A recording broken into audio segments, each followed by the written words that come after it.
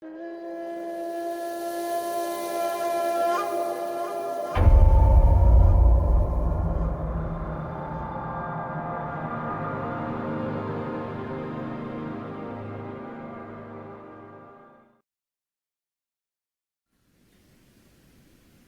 doing what I'm doing not because I'm the golden child, born from a lotus, free from faults. I've got a lot of faults. I make a lot of mistakes. And I had to learn the hard way too. And I've gone through a lot of tough times. And I'm just like one of you guys. I'm different because I'm committed. I'm committed is because I did my homework. That's it. Really. Because if you're going to put me on a pedestal and say I'm a holy being, well, look, I've got to prove it and I can't. I can't prove it. So sometimes I get premonitions, sometimes I get some dreams, sometimes the divination comes out right. That's because not because I'm powerful, it's because I hold my vows and samaya to my guru. So when I pray to my guru and I do divinations, it will come out correct. It's not my power. So it's nothing mystical. All of us can do that. Now, I'm committed because I've meditated on death. And if you find your habits hard to change, if you find your commitment lax, if you find yourself difficult to transform, or you find yourself to be a very difficult person, when you're in the quietude of your room, when you're in the quiet solace of your room alone without distractions, and you know that you chase people away, you know you hurt people, you know that you are a person that is very damaging to other people, instead of calling up people and asking them to console you and talking endlessly about your problem, endlessly complaining about other people, endlessly complaining about other people's faults, you know what you should do? You should be in a room quiet and think about your faults and how you've chased people away and how you have done a lot of damage, because that's a real spiritual practitioner. And when you do that, you know what should happen? Then you should think, if I was to die tonight, what would happen? Then you do your death meditation. If you want to be cremated, same thing. Everything's the same, except the part where you get put in a coffin. They bury you. You don't. You direct that over to the crematorium, where you visualize your body being put inside the fire. You watch your body being burned, melting away like wax, and turning into dust. And they put that in an urn, and that's you. That's your father. That's your mother. That's your daughter. That's your son. That's you. And you know what? None of you will escape that. Since I don't believe in God, I'm not afraid. I don't believe in karma, I'm not afraid. Fine. You don't believe in karma? Fine. You don't believe in God? Fine. You believe in God? Wonderful. You believe in karma? Wonderful. But believe in death. And when death comes, that's it. So if you're not doing Dharma because you don't like someone in a department, you're silly. You are silly. If you don't do Dharma because you don't get along with someone in the department, you're silly, you're stupid, and you are very, very immature. Why? Because you think you're smart, but people don't respect you. Why? Because you're not mature enough to overcome the problem. You are not mature enough to overcome the problem. You take the problem and you let the problem stop you from doing something very big. If you're going to go to China, if you're going to go to Kedah, if you're going to go to JB and there's $10 million there waiting for you, then on the way your car has a flat tire. What you do, you turn around, go back home, forget it. Change the tire, get a taxi, get on the bus, get on the airplane, walk. If it's me, I'd walk. Because when I get to Kedah and I get $10 million, I can fly back first class with a drink and a nice stewardess telling me coffee, tea, or what else. But if you're doing Dharma work and you come across a flat tire and you go, oh, I quit. Bye-bye. And then you call up so many people and complain, this person is so bad, that person is so bad, this person doesn't change, they hurt me, they said this, they don't do this, I quit, I don't do Dharma, bye-bye, bye-bye. Actually, it is bye-bye for you.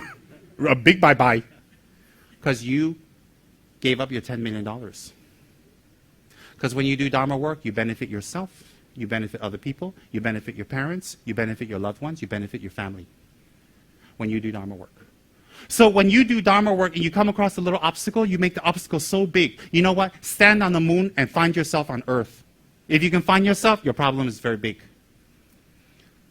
So when you do Dharma work and you come across some problem, you complain, you call up people, people have to go to Yum Chai with you, supper, and listen to your complaint 5 hours every day. Why the whole world is so bad, that's why you cannot do Dharma work. Take a look at yourself and tell me, do you really think it's other people's fault or it's your fault? Because if it's other people's fault, let me give you an examination to pass. If you're doing Dharma work and you quit because of other people, then you must be super healthy, super slim, super fabulous, great skin, rich, successful. Everybody listens to you. Why? It means what you're doing is correct. But if you yourself is bad skin, thank you very much. If you yourself overweight, if you yourself balding, if you yourself is not successful, your business goes up and down, and then you say it's other people's fault, no, it's your fault. Why? If you want to point fingers at others, you have to be perfect. Everything in your life must be perfect. If your life is not perfect and you have problems, and then you blame other people, you know what happens? The people you blame becomes bigger. Bigger and bigger and bigger. And you know what I like? I like it when people find their lovers, they find their house, or they have their children, and then it goes wrong, and they throw it to me. They don't raise their children well, they spoil them to death, and their children grow up to be monsters, they give it to me. Please make my children wonderful. And I'm like, but you didn't give them to me to raise. If you gave me your children to raise, they grow up, they'd be perfect. Because if they don't, they get it. Okay, you don't find yourself a husband, a wife, a lover, and then there's so many things wrong, and you complain, and then you bring them to me to talk to them to change because they're hurting you. Look, if I can pick your lover for you and it goes wrong, then I counsel you. If you're going to pick your own lover, then you solve your own problem by applying Dharma to yourself. Don't you love it when a Dharma student says, Dear Rinpoche, talk to my husband, talk to my boyfriend, talk to my girlfriend, talk to my son, talk to my daughter, because they're monsters and they're making me suffer. I'm like, okay, but who's the real monster? Maybe both of you, but you're a bigger one. Maybe you're Godzilla and they're a cockroach. And people do that all the time. They want to have their own choice to do whatever they want. Fine. But when the problems come, they say, Rinpoche, can you open your magic box and solve my problems? You know, magic box, the divination box, I throw that thing. I don't even get an ang pao. I throw my box until my box, my little cube, my wooden cube is broken. I don't even get an ang pao. Some of you very generous, 5 ringgit, thank you very much.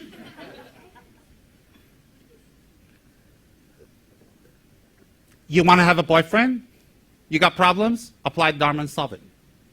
You want to go out to a disco? You come back for the 600th weekend alone, go to bed alone, and you're depressed and you're crying. You say, but I'm so beautiful, nobody loves me.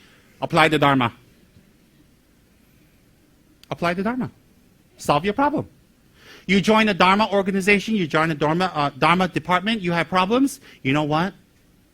When you have problems, when you're working for Dharma, you know what they say in Ganden? Let me explain to you what my gurus and the old monks have said.